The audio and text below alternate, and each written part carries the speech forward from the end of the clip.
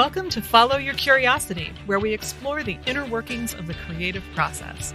I'm your host, Nancy Norbeck. If you've been listening for any length of time, you'll know that I very firmly believe that anyone who's breathing is creative. I recently came across a definition of creativity that really rankled me because it seemed to be saying the exact opposite was true. I contacted my friend and fellow creativity coach, Dawn Kotzer, who's been on the show before, and asked her if she'd be interested in tackling the question of just what creativity really is. We batted that question around, looking at everything from the vital nature of failure to the power of constraints to the role of acceptance, humility, and even humiliation in the creative process. If that's not enough, we also examined driving a stick-shift car as a metaphor for creativity. Did we reach any solid conclusions? I think we did, and I think you'll get a lot out of listening in on our conversation. Dawn, welcome back to the podcast. I am so glad that you were able to talk to me today to dig into this question of what it really is to be creative, and even what creativity itself is. It's good to be here, Nancy, and because I'm trapped in a snow globe in a snowstorm in Saskatchewan, my options were limited. So when you contacted me and you said, today's the day, can we play? Are you still on? It was like, oh, thank God. I've got someone to play with. Excellent timing. Excellent timing. Perfect timing. You have perfect snow timing. Well, there's no timing like snow timing. That's right. Oh, God.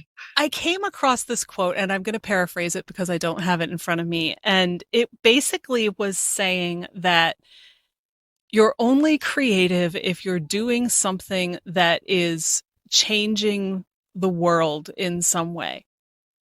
And anybody who's listened to this podcast for any length of time can imagine my reaction. My eyebrow went very high very quickly, and I kind of said, I'm sorry, excuse me? And it just got me thinking, like, that is not a definition of creativity that I've ever heard before. And I still very firmly believe that everybody's creative. But I want to bat this around with you because I feel like maybe there are angles here that I'm not considering. And, my initial reaction to that quote was, wow, no pressure there. Who's gonna hear that and think, oh, I basically have to be multi-genius Leonardo da Vinci to consider myself creative. Forget it. I'm going to go clean my bathroom floor and, do my taxes because I'm obviously never going to be creative at all in any way. And that seems so wrong to me. Well, that's an interesting paraphrase of that quote. I have more questions than answers to start with. Excellent. Define creativity, define change, define world, defined better. Like, that is that person's view of creativity. Rock on. Obviously, that is that person's view of creativity. And it's really good to know that there are people out there who view creativity from such a severe angle. You used the word angle. You said maybe there's other angles to look at this. And I thought there is, because creativity is like a pinball machine. Mm.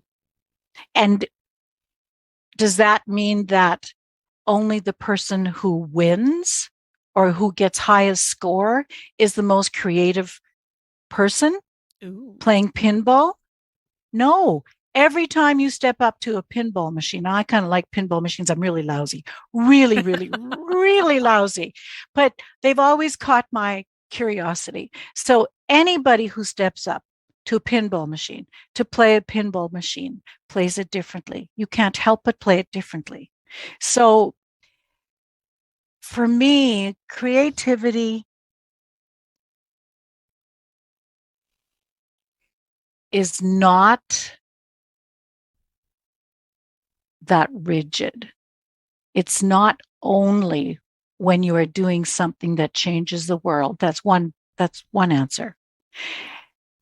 So that idea is dare I say it, wrong, wrong. And the flip side of that coin is that's absolutely right. That's absolutely correct. However, everything we do changes the world. Everything. Hold your breath for 42 seconds. You've, when you normally take a breath every 14 seconds, you have changed the world. We don't know how we've changed the world, but the world has been changed because the pace of your exhale has morphed. That's my first thought. Mm-hmm. The second thought is that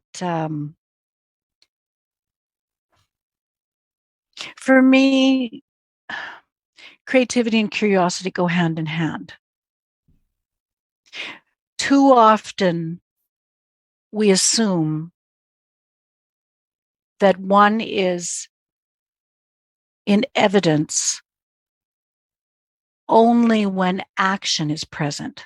We too often think that creativity does not happen unless action happens. And yet, there are musicians that channel music. I live with a musician who can channel music. And so I'll watch this person disappear and the music comes forward. There's action. However, this is the same person who, when they were spending long hours on a tractor, would play with tunes in their mind. He had no musical instrument close to him. You might want to hum, but for people who've been in tractors, they can be pretty darn loud. So he would form the tune. He would be forming the tune. Now that's an action nobody but he could see. So I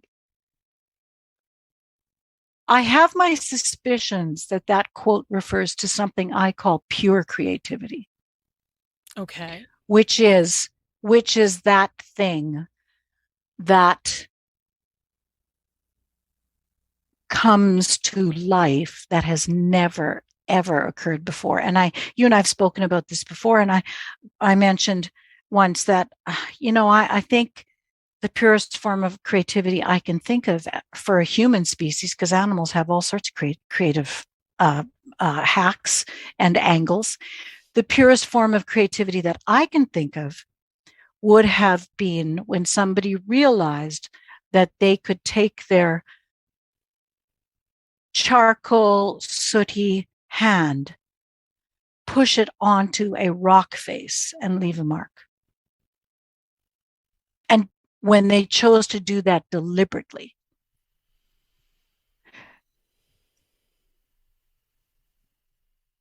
I think we are all changing the world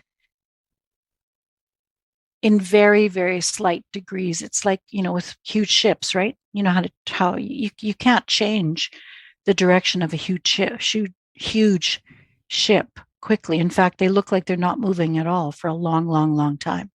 That's how we change the world. That's how we use creativity to change the world.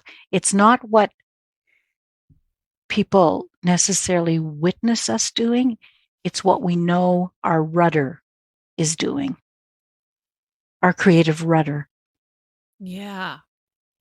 I don't know. That's my riff for You now. know, as I'm listening to you, I'm kind of finding myself wondering if for in the case of this person with this quote, if a better word for creativity wouldn't be genius.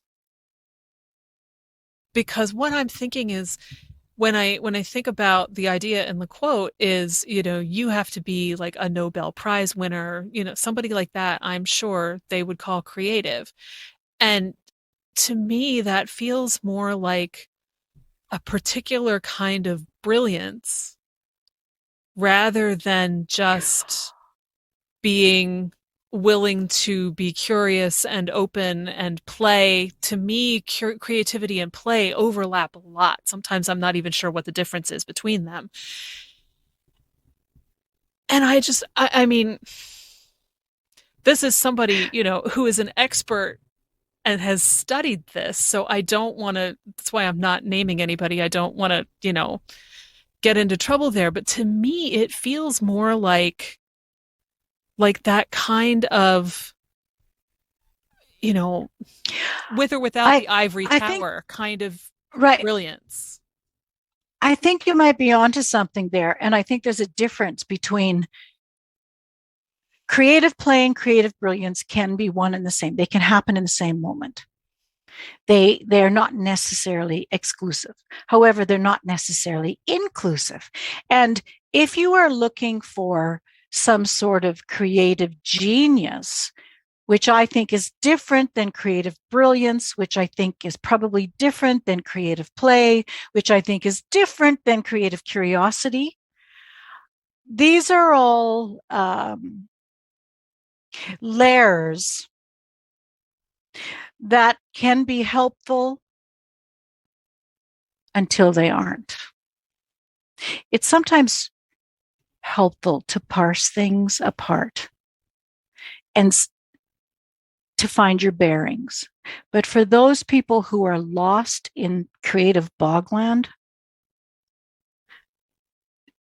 being told that creativity is only a form or evidence when you have creative genius or creative brilliance is very harsh, really, Mm-hmm. really harsh. And it hurts a lot of people deeply. It cripples people. It cripples their spirit. So I think that's a really wise observation, Nancy. There is a difference between creative brilliance, creative genius, and creative play and creative curiosity, and there should be. And that's why. How many How many times did Ben Franklin try to develop the light bulb before he got somewhere? How many? And a lot of what he worked with were not solely his ideas. He was curious about what other people were doing, had done. He took that, played with it, turned it over, ripped it apart, broke it, smashed it, built it back up. So I think we arrive at creative brilliance through creative curiosity and creative play. It's impossible. It's impossible, except for maybe a very few savant like humans, to wake up one morning oblivious to creativity, and by 2:15 in the afternoon you're creatively brilliant. Right.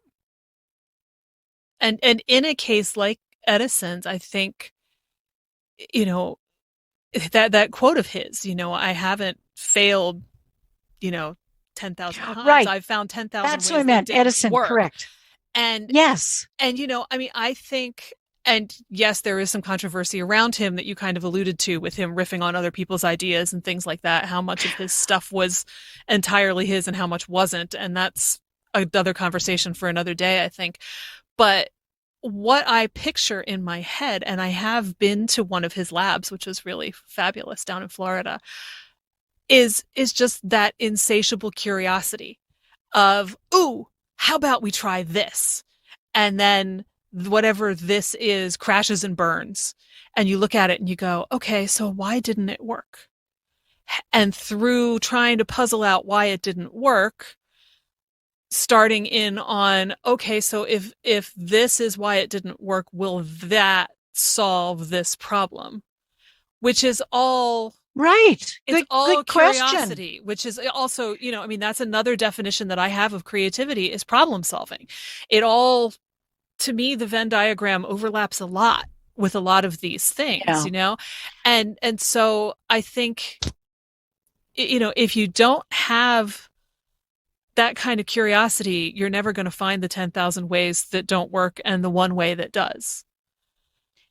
You You know, know? that's again, a couple of really great observations as far as I'm concerned. Yes, Edison, Franklin, he had a whole different shtick going on, which I was reading about him this morning. So Both he's in my electricity. mind. Oh yeah, right.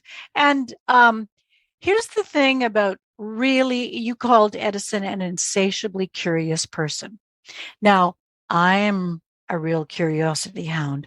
You're a real curiosity hound. And I know that I try really hard to track what and pay attention to what has inspired any ideas I may have, so I can give credit where credit is due. But I confess, if you are insatiably curious, you lose track of where you saw what, how, when, why. So I think people who are insatiably curious need to give themselves permission to let go or loosen up on their tracking a little bit. I love the way when Seth Godin approaches some of his books, where you know how you've read a book and it's 300 pages long, and you go to the back and there's 10 pages of index and there's 47 pages of bibliography and references, and you just sort of groan. Now, I kind of like those references because I follow some of them if I'm really curious about something. But I was taken with how Seth Godin wrapped up references in one of his books.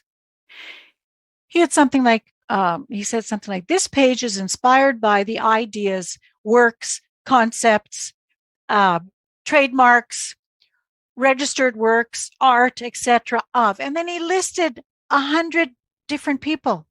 And I thought that's a truer form of stating the obvious, that when you're curious about a lot of things, and many different things influence you. Yeah.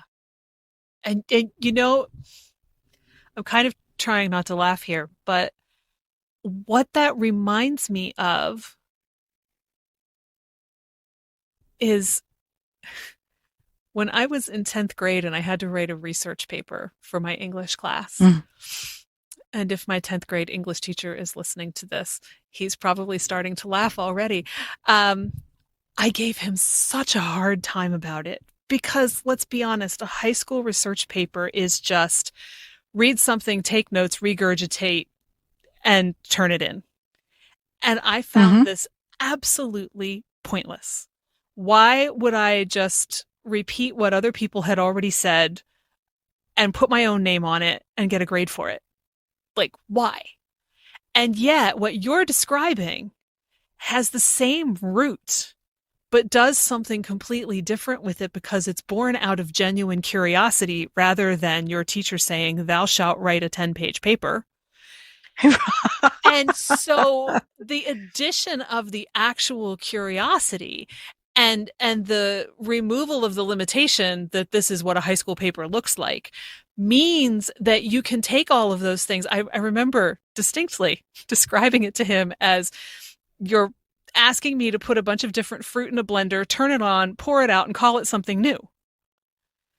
But with Seth Godin, he kind of is doing that and coming to some new conclusion, whether he's probably not calling it, some new fruit, but he's getting somewhere different than anybody has before by taking all of those ideas and letting them kind of go in his mental blender and seeing where that takes him, which is a wildly different take on that. And it's only taken me, 35 years to get there. Well, it it's a certain type of tonal curiosity and tonal creativity. By the way, you just described the invention of the first smoothie. What if I had Right. this agitating thing and I put all this fruit in and mushed it up and made a real mess of it and then poured it into a glass? So there, to which somebody probably said, "Oh, that'll never work." I Oh yeah, watch me. was ahead of Um, my time in 1986. you have been ahead of your time in many cases. Yes, you know the thing. I think there's creating something. There's creating a thing, and then there is being in creativity, being with creativity. I I suspect I'd have to think about this a little more, but I suspect the necessary ingredient for both those things is likely curiosity. If I'm going to create that smoothie, I might have to be curious about where did I put the blender? How do I turn this thing on? How full should I fill it? How many different types of fruits can I put in there? But I don't know that I'm creating, I don't know that I'm with creativity. I'm simply creating mushed up fruit with the help of a machine. Mm-hmm. That's it. If I'm with creativity, it could be someone, oh God, someone who makes the smoothie and then realizes, oh, there's blueberries in there. A lot of blueberries. Blueberries stain. You can't really get blueberry out of unbleached cotton. Huh. I've always wanted to do something with those really awful unbleached cotton pillowcases my grandmother in law gave me. I'm going to finger paint. And you take the smoothie and you pour it into a pan and you spread out the pillowcases and you stain those pillowcases with a whatever kind of fruit smoothie you just created. Both of those things, you can stop that at any time. You can stop with the smoothie or you can do something else with the smoothie. But I think both of those require curiosity. So I think we have proven that creativity requires curiosity. Ta-da! We may also have just gone from the sublime to the ridiculous, but that's okay. Well, that's what you spoke about, you being about creative play. Mm-hmm. We're not trying to be creative geniuses. Right. Duh. And we're not even trying to be creatively brilliant. But we are intent on playing with curiosity and creativity. Well, and can we talk more about not trying? Because I feel like that can be such a vital part of the process is when it's kind of like dropping your expectations, but I don't think that that's entirely what it is. But when you let go of the piece that says, I have to do something good, wonderful, that fits this idea that so and so will like, that whatever it is that makes you try so hard, and just let it go and be what it is and come naturally. I feel like that opens so many doors to other creative ideas and curiosities than you would get when you're trying to devise the unified field theory, or whatever it is that you're trying to do. If you set out to deliberately dye those pillowcases, you might not have as much fun and the results might not be as interesting. I don't know. I think try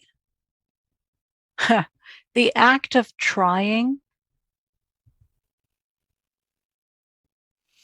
is an applied state, if that makes any sense. There are some things that we intentionally try to do. We know we're trying to do them. We have an aim. We have a hope. We may even have a goal. But I'm not real big on goals, so I'd like to just stop at aim and hope. And so we are game to try. We are willing to step up and try. So we may want to try and develop some new scientific theory or prove a scientific theory. We may try to do that. I think if we know we're trying versus feel, as you said, we must do this thing, then we can leave room for, as I mentioned earlier, pure creativity and applied creativity to partner with curiosity to take us sort of one step forward at a time. Or possibly leap what it might feel like leaps and bounds as well, but it comes from, it has a, I guess we enter into the task with an attitude that elevates us as opposed to shut us down. Yeah. And that's really what we want, is that elevated state.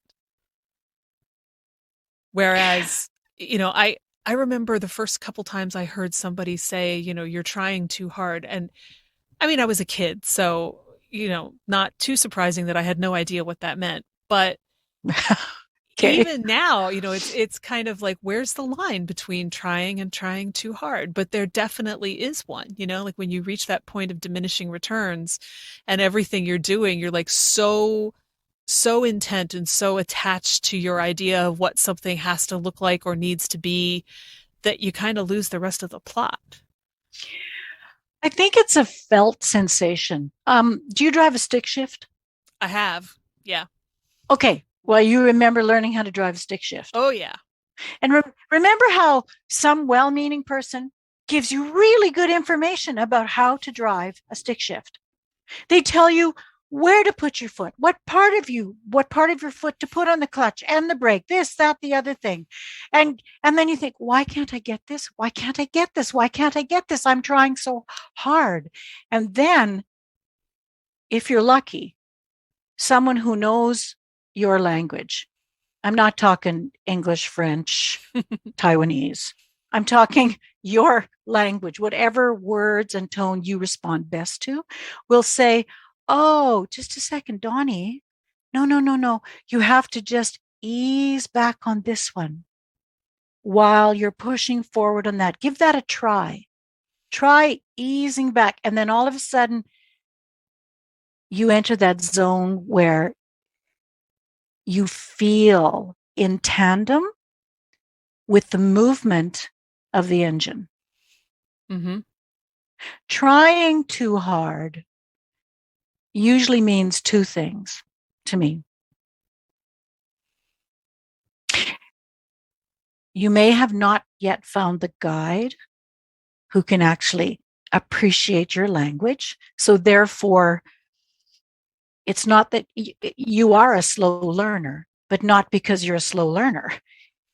You're possibly learning this more slowly because you haven't quite found the manual or the guide, the teacher that is able to partner best with you.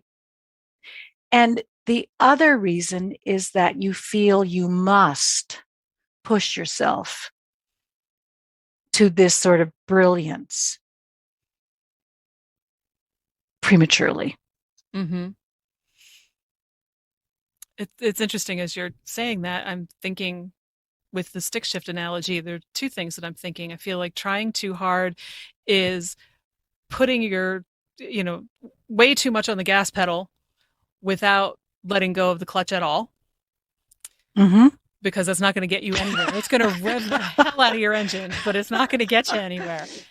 But also, as someone, the car that I have now is the first automatic car I've ever owned, and that's only because you can't get a stick shift Prius.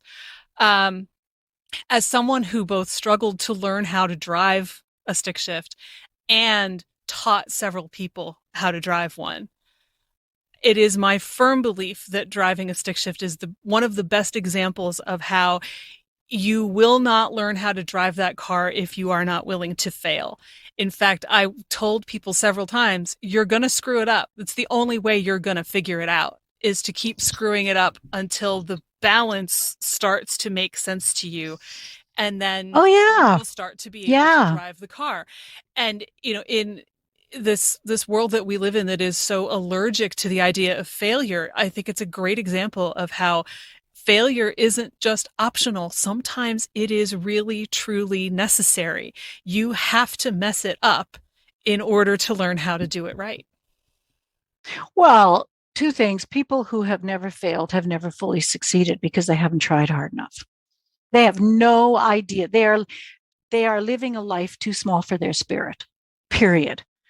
As Jung says, they're wearing shoes. They're walking through life wearing shoes too small for them then. And I know this because I'm one of those people. I used to be one of those people. I used to be allergic to failure. The only reason I could be allergic to failure is I can do a lot of things. Whoop-de-doo. I don't want to do more of the things I can do. I'm curious about those other things over there, but it took me a long time to figure out how to get there. For me, the beauty of stick shift is that you get nowhere. So I've driven stick shift cars, but I used to be cultivator girl for our organic farm operation. So I've driven huge tractors that were not always automatic. So um, the only way you get anywhere, and this probably, I believe it applies in life, but I don't want to push what I believe down on someone else. It's my philosophy that this applies big time to life.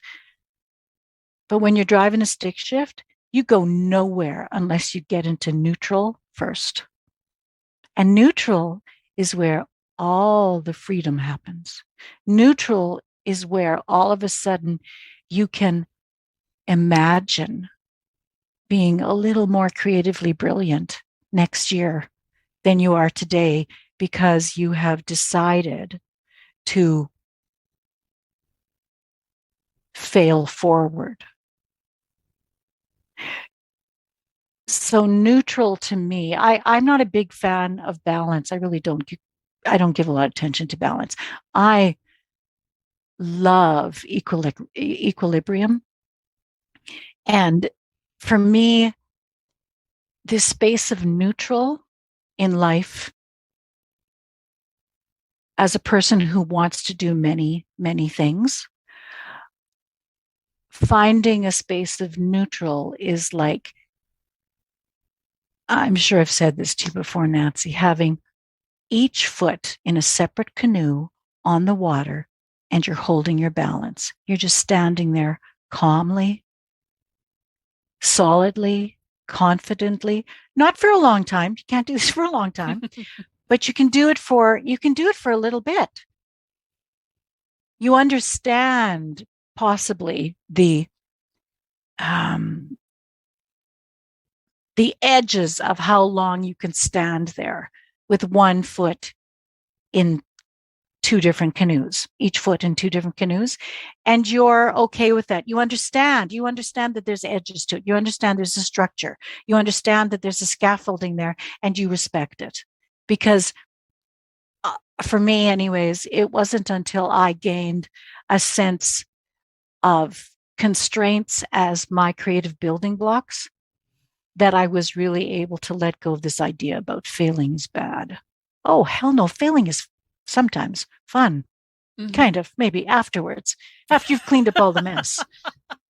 And as long After as you you've don't hurt cleaned up all the yourself. mess, and as long as you don't hurt yourself and hurt other people, blah, blah, blah. But, Right. but failing frees you from the fear of Oh, failing. yeah. It's awful. It is awful to live life too long in the landscape of I fear failing. It's it's it's quite heartbreaking, really. Mm. Yeah, it's tragic. You've just mentioned a couple of things that are kind of interesting juxtapositions with each other because we have the idea of failing and we have the idea of being freed by failure, but you also mentioned working within constraints. And a ways back, you mentioned not being wild about goals, which I resonate with because that word has always grated on me. So I'm really curious to hear what you have to say about that. But they're three things that don't necessarily feel like they would go together. And yet they do.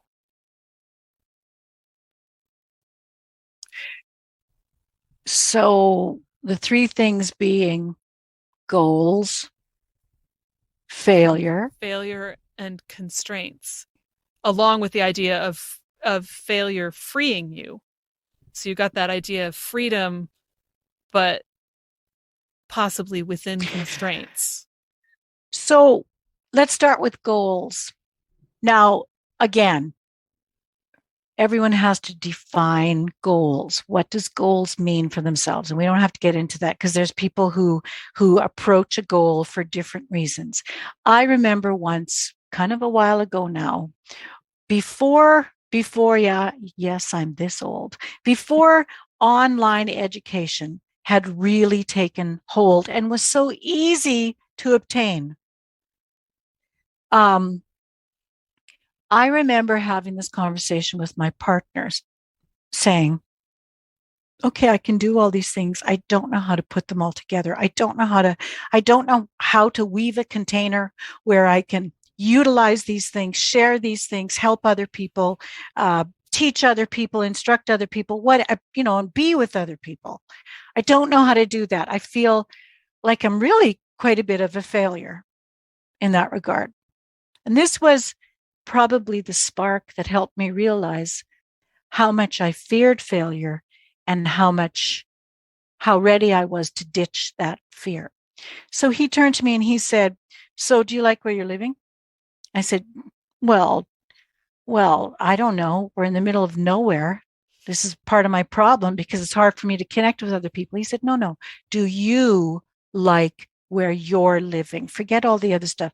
Does this place nurture you? Does it feed you? Does it fuel you?" I said, "Yeah, I love it." He said, "What do you like about it?" So I love the trees and I love the birds and I love the water and I love the four seasons even because it's changing, and I love the spaciousness. I love the sound of the wind in the forest. I like the wild animals that come through our yard. He said, "Okay, do the birds think you're a failure?" I said, "What? What are you talking about?" I'm probably digging in the garden, digging up weeds or something like this. So I'm sort of stabbing at the dirt while we're having this conversation. And I said, what do you mean? He said, "Do the birds think you're a failure? Do the trees think you're a failure? Does the wind through the trees believe you're a failure? Do the wild animals think you're a failure?" He said, "All these things that you love, do they think you're a failure?" And I said, "Well, of course not." He said, "Well, then why, if the things that you love don't think you're a failure, why do you think you're a failure?" It was Boy. like, that was my introduction to, "Oh, failure, you have been doing a number on me." Well, and that's just such an incredibly powerful observation. I mean, if I had been in your shoes, I think I would have had to just sit back for a good 10 minutes just to let it hit me, much less Well, do and I anything with did. it. Yeah. And stabbing the dirt with trowels and things like that really speeds up your answers often because you're, you're getting a lot of the energy out of your body, right? And then as far as goals, I learned so much by living with nature, I guess. I I one of my roles over the years has been caregiver to someone who was very physically limited, and I was in that space for a very long time, for years, and I put my life on hold while I did that, or I thought I put my life on hold while I did that. So again, I'm in the woods this time. This time I'm clearing shrubs, and I'm angry because I've had to put my life on hold for so long again. And it's like, I don't want to live the life of this person. I want to live the life of me. I want to live a life that fuels me and feeds me, that I can enjoy. That's my goal. And right then, it was a very hot day. And right then, I kid you not, a breeze blew up over me from the lake. Overhead, a flock of pelicans flew low. And did you know that when pelicans fly, their wings squeak? So it's a really interesting sound. They flew over me, and the breeze brought with it the fragrance of wild roses that were in bloom. I stopped what I was doing. I burst out laughing because I thought, "Oh, Donnie, your goal was to live a life that is more than just, caretaking. I think you just got part of what you wanted. So my whole definition of goals changed. Again, for me, goals can be an outside, a written, designated event or group of circumstances or meeting certain criteria. That can be a goal. But the reason I have dispensed using the word goals is primarily because I'm such an experiential being. And I now know that curiosity, creativity, and experiencing the moment usually sees me through, regardless of what goals I thought I wanted to achieve. I can't be responsible for all the outcomes. Mm-hmm. So I've learned, I guess, that we often think of goals as being years down the road or weeks down the road. Sometimes a goal is actually just a few seconds away. Yeah. And I think part of what gets to me about goals is that they feel like straitjackets, the way that most people think of them. You know, I the famous job interview question, where do you want to be in 5 years? I'm like, I have no idea what might happen between now and 5 years from now. And that is not it is sort of is a goal related question. It kind of, depends on how you decide to attack it. But I want to leave room for all of the stuff that I can't imagine that could happen along the way to where I think I want to Exactly. go. And if I'm too straitjacketed into, in 5 years, I want to have graduated from law school and, have a job at a big firm and be making X number of dollars and living wherever, there's no room for all that other stuff to get in. And what if you change your mind? What if it turns out law school isn't really your thing? Or, I mean, there's so, like, I understand the purpose of having a goal, aiming at a target, all of that. There's absolutely merit to all of that. But I don't want to be so single-mindedly, or as the British might say, to make it a little stronger, bloody-mindedly attached to it, that I don't see everything else that's happening around me while I'm looking at that target. Right. Well, two things come up for me as I listen to you share that, Nancy. A, your multi-potentialite goals would just be as presented by most of modern day society. They would be very, very straitjacket in feeling. So you get to, whenever you choose to do this, reframe goals as something else. And you may want to reframe them as targets. You Mm-hmm. use the word target. So it's like, okay, what's my target this week? And you don't even have to, again, I'm loath to label something, because if you were to go into a meeting and say, well, what's our target this week? Or my target is this week. If there's 10 people in the room, you probably have 5 different interpretations of what they think you just said. Mm-hmm. Doesn't matter what they think. It does not matter. It's what do you think? And so I mean, I do that a lot of times. I have outcomes I'd like to pursue. I don't set New Year's resolutions anymore, because they propel me, or they used to propel me into areas of unrealistic expectations. And then all of a sudden, these resolutions that I kind of enjoyed thinking about have now become straitjackets. Mm-hmm. So find a better word. Find a word that works for you, and find a time frame that works for you. Because as multi-potentialites, I'm one as well, we are more than capable in multiply and usually diverse areas. Like, I could be standing in that canoe with both feet in a canoe, and I could be knitting something, imitating bird songs, and probably coaching somebody in on a pontoon boat 50 feet away. Like, whatever, about financial security, whatever. So as multi-potentialites, it's not that we're just interested or curious about a lot of things, we do have insatiable curiosity. It's that we can actually juggle a lot of balls. Mm-hmm. We actually can do that, and we want to do that.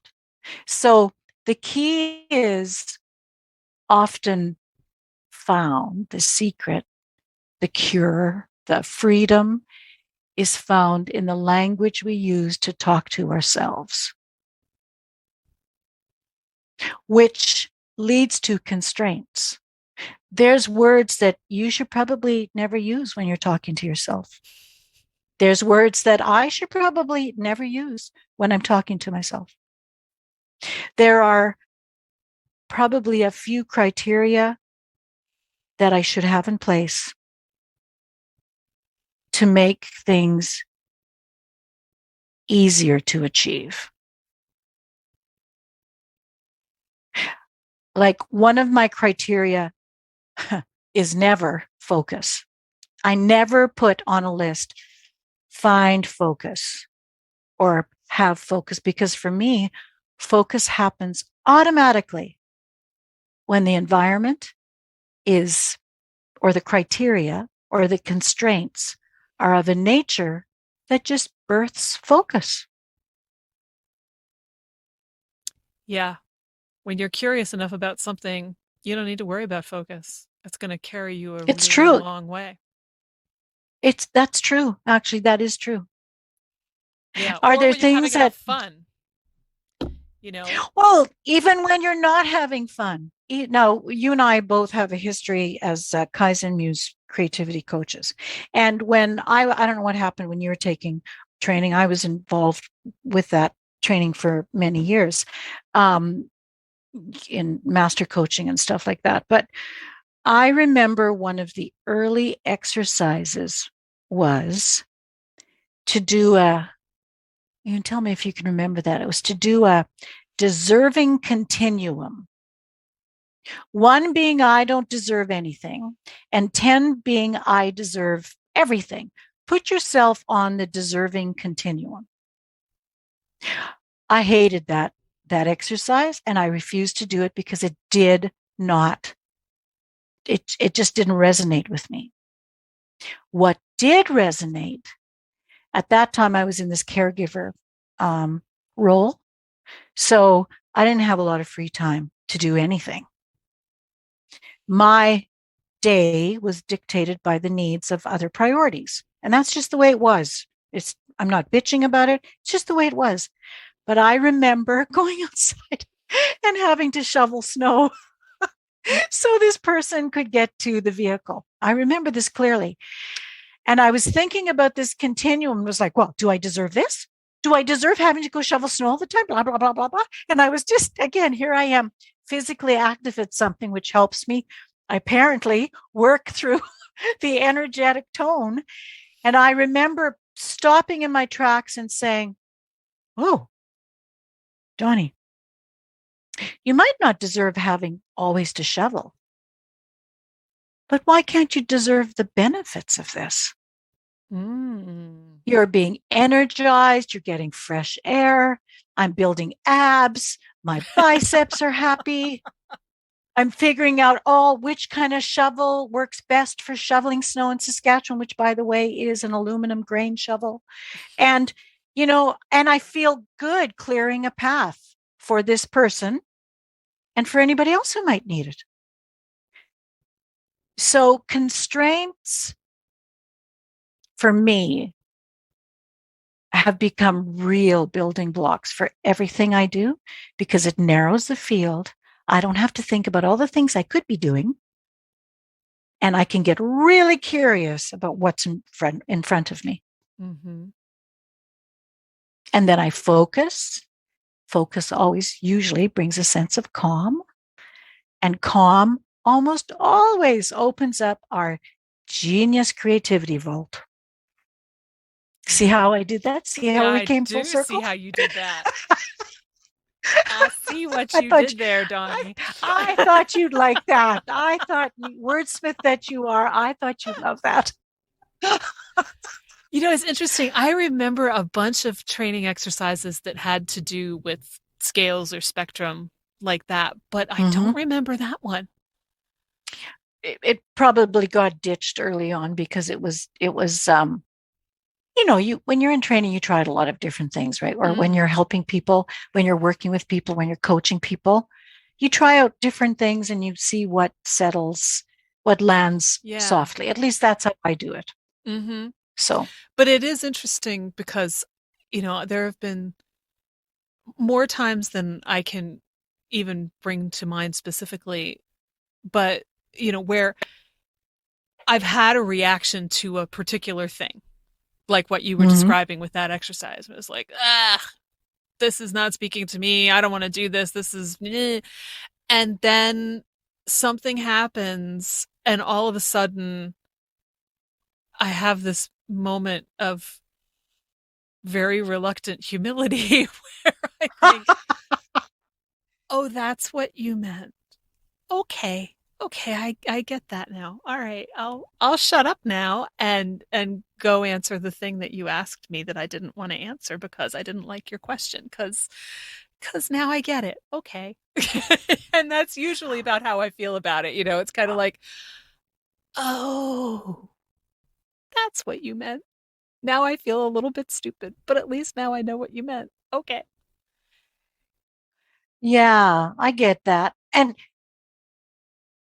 And for me, I had to use the initial exercise, and I'm sure this has happened to you lots because you're so curious and inventive and creative.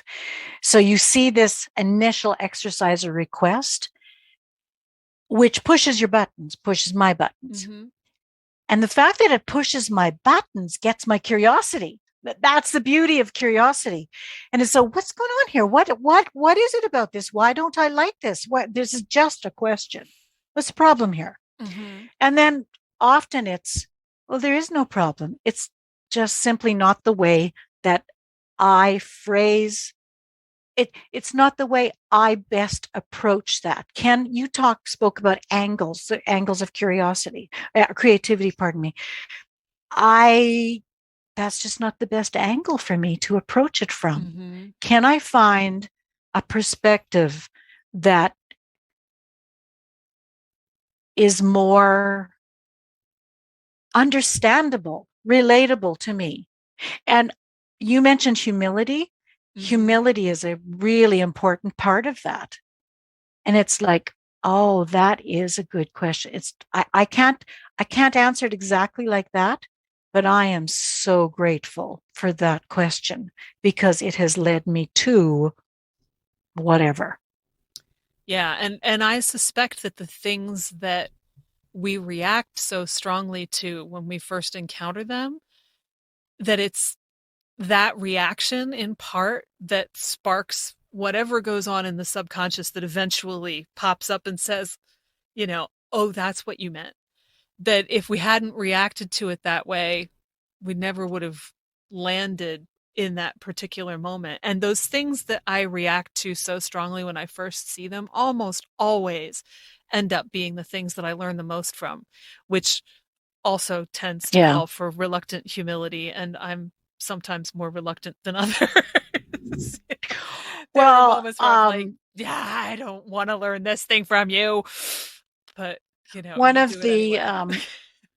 you and I both follow Martha Beck a lot, and when I was training with Martha years ago, one of the first things, because she has a degree in Chinese Hmm. philosophy, I think is what it is.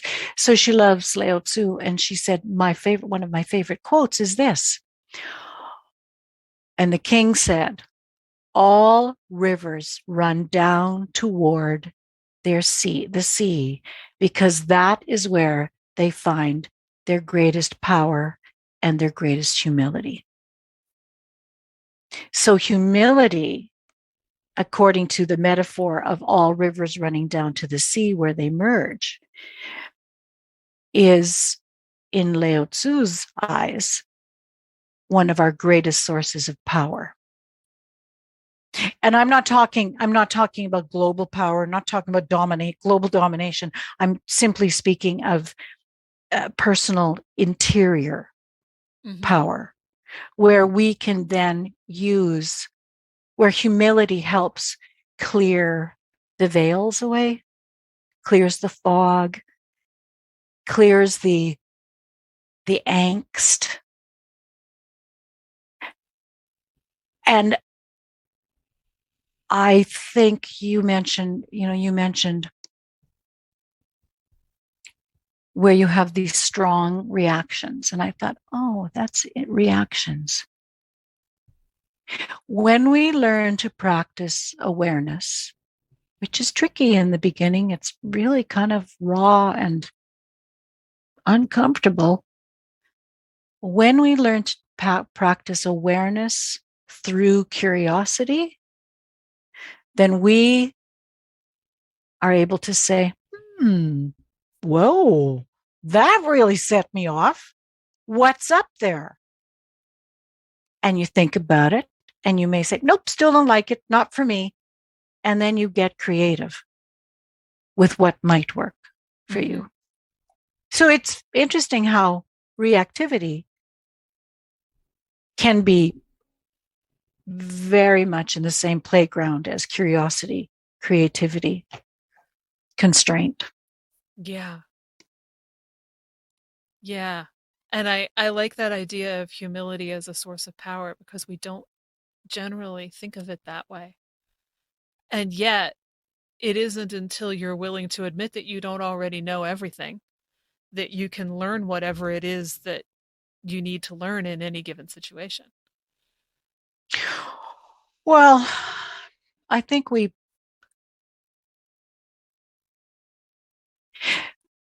people, for whatever reason, I'd have to give this some thought, but false modesty has become preferable to real humility. Mm. And I'm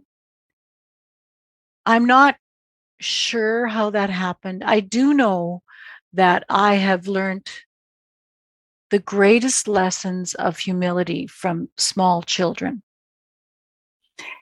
For some reason, there's a lot of little kids that come and go in my life. I enjoy small children. They enjoy me. And maybe that's why I know people who have small kids and I'd rather play with the small kids than probably, talk politics with the adults. So, gee, surprise. So, but I've watched little kids say these things to me. Well, I'll say, would you like to play with Lego?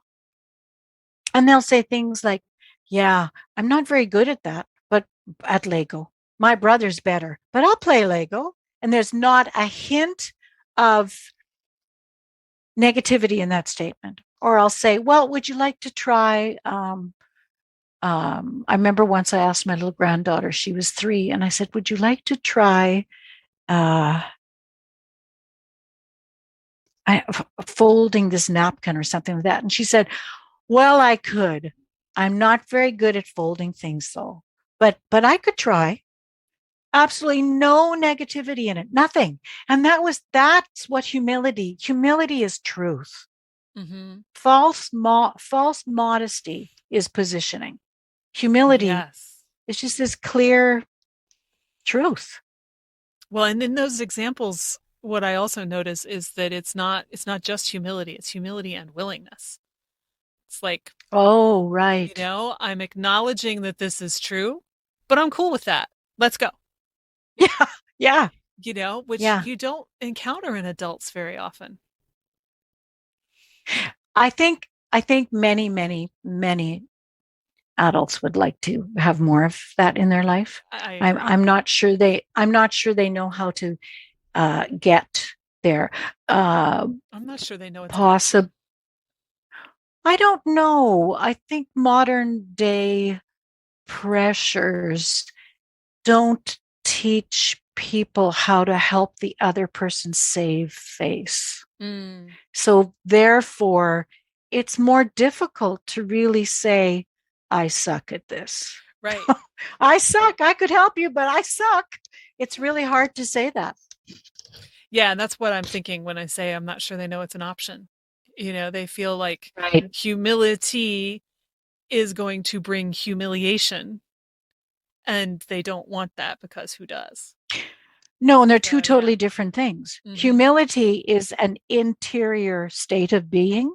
Humiliation is the result of something being put upon you. Yes. Yep. Could be your thoughts, but those thoughts have been conditioned by someone else's filter. Mm-hmm. But yeah, they're one is inner and one is the result of exterior or external provocation. Yeah. Or it's externally imposed even by Mm-hmm. someone else. Yeah. So, how does humility? Okay, I'm just going to rewind the tape here. We've got humiliation, we've got humility, or pardon me, we've got humiliation, saving face, humility, constraints, goals. Um, what was the other thing? There was another. Oh, failing, fear of failure. Mm-hmm. How does what am I trying to say here? How does I know? How does pulling up a chair around our table, our inner table, for every one of those things to appear, how might that help us become more comfortable being at whatever level of creative we are, whether it's creative curious, creative play, creative brilliant, or creative genius? Do you think that would help if we pull up a chair for every one of those things we've discussed here today and said, look, hey, expect it. It's okay. Mm. We've got room for those things to show up. It's okay. Yeah. And Would that help us be more creative more easily? yeah, because that also involves acceptance. You have to accept Oh, that right. all of those things are possible and parts of the process. And, you may fail, you may be humiliated in your failure, but if you can pick up yourself, whatever else fell to the ground when you failed, because for some reason that's always the image that comes to my head, um, and learn something from it, it's all okay. Even if that learning is So, just keep going. It doesn't have to be so anything if super you profound. Just keep going. no, so if you can find a deeper sense of humility when you fail, then the feeling of being humiliated, you're probably in a kinder space. So if you Yeah. fail and you find your sense of humility with that, you find that inner humility and you settle kindly with it. If you have a greater sense of that, if you aim to practice gaining a greater sense of humility, then again, wrestling with fear of being humiliated, you you're really serving your creative self well. Yeah, and I think you may even be, to a certain extent, armoring yourself against the effects of humiliation.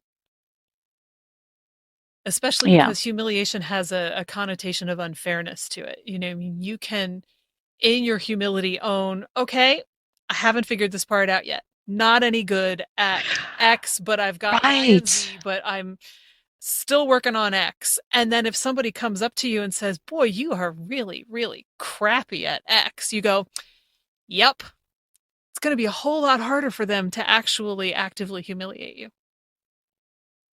So now, of course, I have a question which we can think about, afterwards. It's like, huh, I wonder, this makes me, well, I want to research this. I want to research how humility ties in with creative genius and creative brilliance.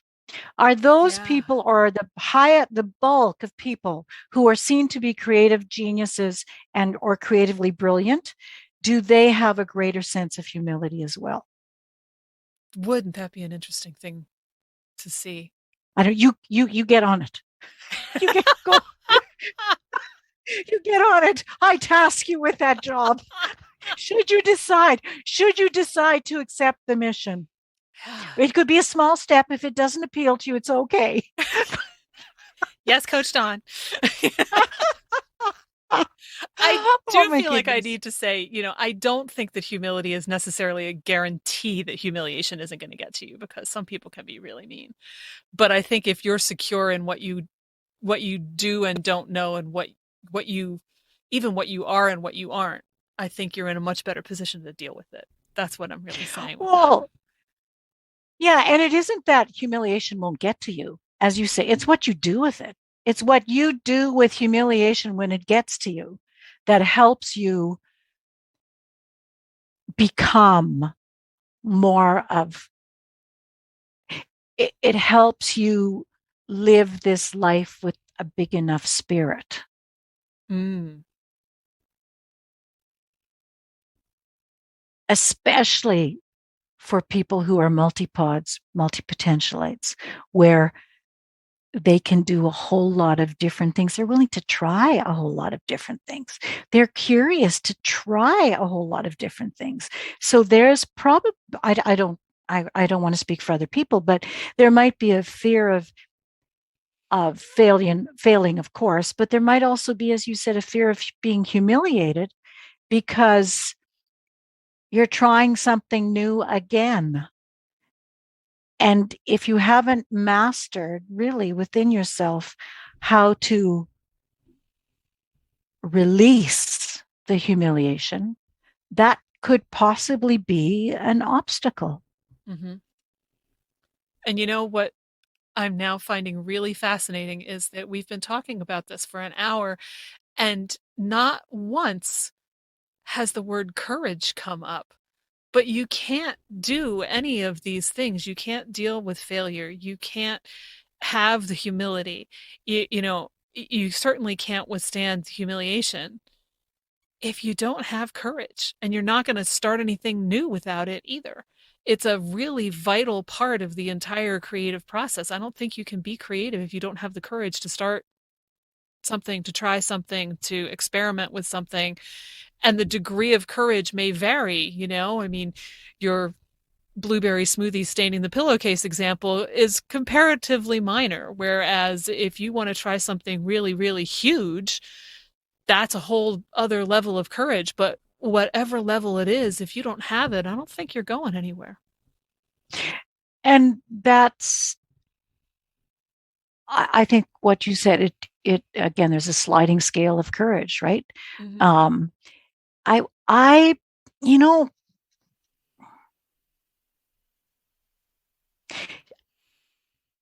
it occurred to me while you were saying that I think people are encouraged before they realize they're doing something courageous most of the time. How many times has somebody asked you, how could you do that? And you say, well, I don't know. I was just doing it. I just did it. And it's kind of like afterwards we realize, oh, I didn't know that I would actually do that. I didn't think I had the courage to do that. So, courage, I think there's a preparatory element to building our courage muscle for sure. There's preparations we can do to build our courage muscle, which means exercising small, courageous acts on a regular basis. But I also think that there's a part of us that is always courageous. Mm. We are always standing with courage, and it's so natural to us that we don't even recognize it as that. That's really interesting. If we're not So recognizing it, hmm. it's just what we do. It's who we are. When we are those moments when we're fully in within ourselves, when we're standing in shoes that are big enough for us, Mm. for our essence, for our talents, for our dreams, for our goals, our targets. When we are just fully standing in those, I don't know about you, but I don't tend to say, "Oh, okay, I got my courage on too." My courage is just, Yeah. I don't know, it's just here with me. We work up to that, and I think that's the beauty of being curious and creative in different ways. We get to feel our way forward. Oh, we get to feel and fail our way forward. Ooh. So now you've sent my brain back to Dumbo and the magic feather. Because, Dumbo can already fly. He just doesn't know it until Timothy Mouse gives him the magic feather that tells him and tells him that the feather will give him the ability to fly. And then he has the courage and the faith and the trust to actually try it and do it.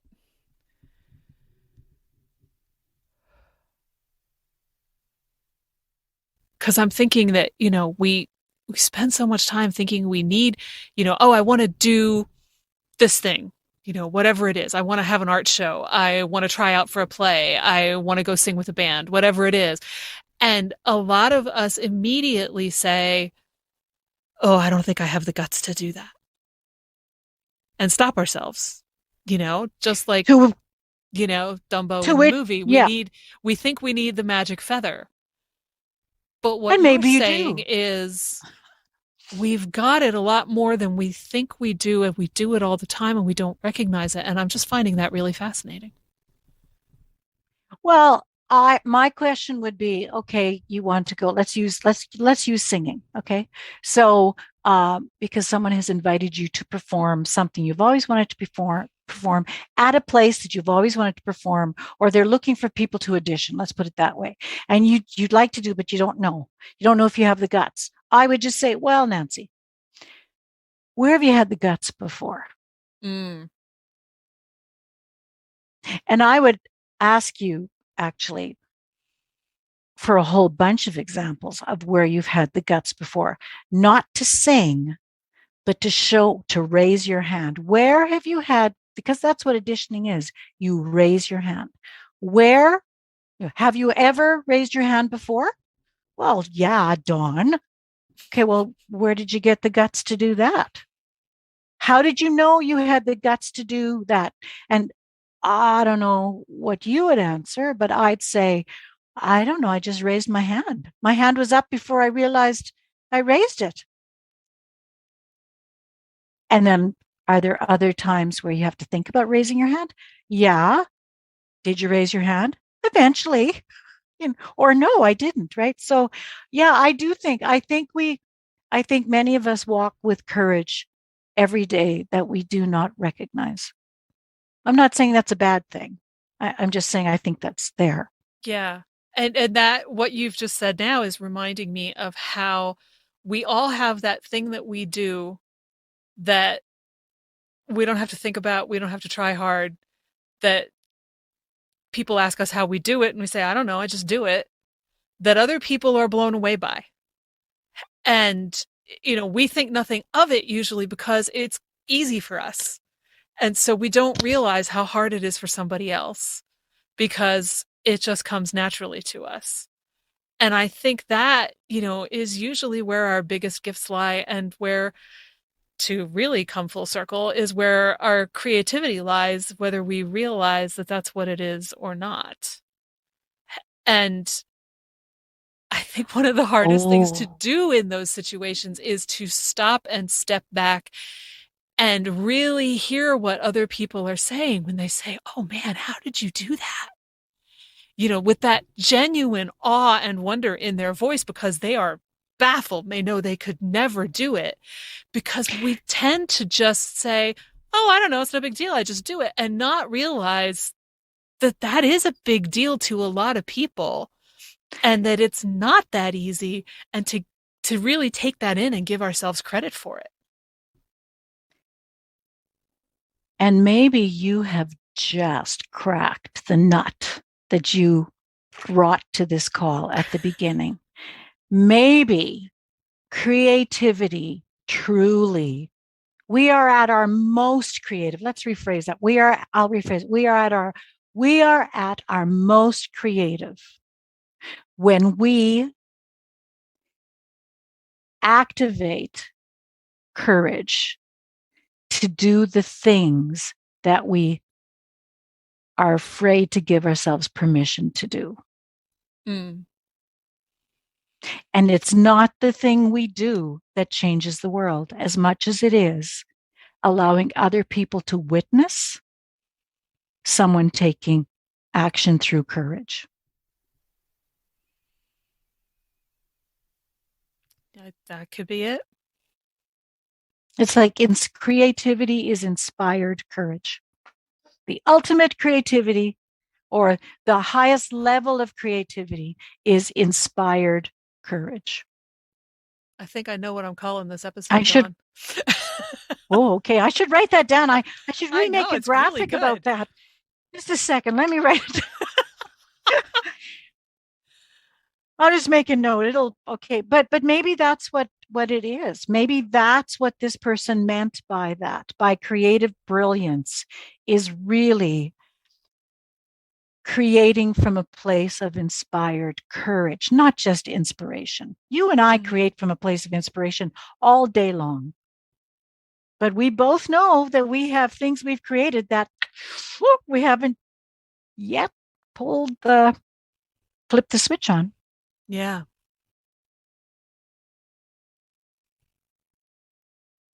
Yeah. I love that definition.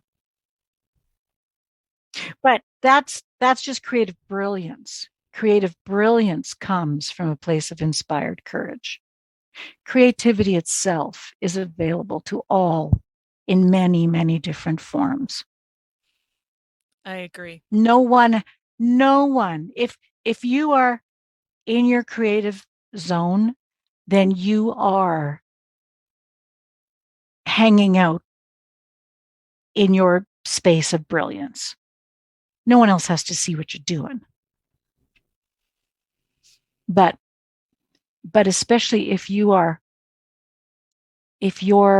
sharing your creative offerings from a place of inspired courage, that's another level. That's maybe another level. Yeah.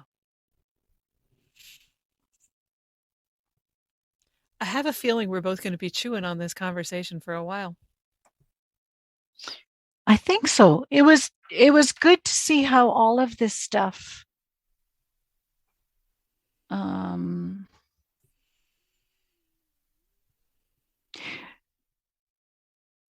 it's kind of like a maypole. Mm-hmm. You've got all these many 8 or 10 attributes, situations, states of being we've spoken of. They each have their colored ribbon attached to the top of the maypole. There is a gazillion ways that you can wrap that maypole with those ribbons. Yep. And they And all overlap everyone and intertwine and yeah. And they're all alive with color Mm-hmm. and action. Yeah. It's a great metaphor. It was good. It was I thank you for asking me to participate in this and explore that quote that neither you nor I really could put in context with some of the other writing that this person has done. So it's been really good to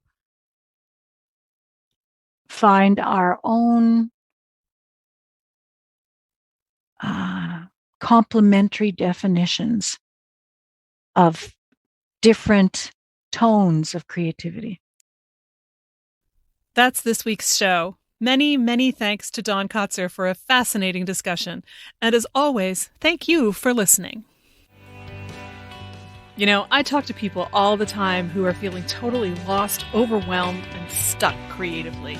And I know there are lots more of you out there who are feeling the same way. So I made something to help. Check out the link in your podcast app for my creative tune-up kit. It's $37, super affordable, and it's full of my favorite coaching tools to help you rediscover your creative self and make progress fast. I would love to get it into your hands so that you can get unstuck and create beautiful things this year. Follow Your Curiosity is produced by me, Nancy Norbeck, with music by Joseph McDade. If you like Follow Your Curiosity, please subscribe, rate, and review on Apple Podcasts or wherever you get your podcasts. And don't forget to tell your friends. It really helps me reach new listeners.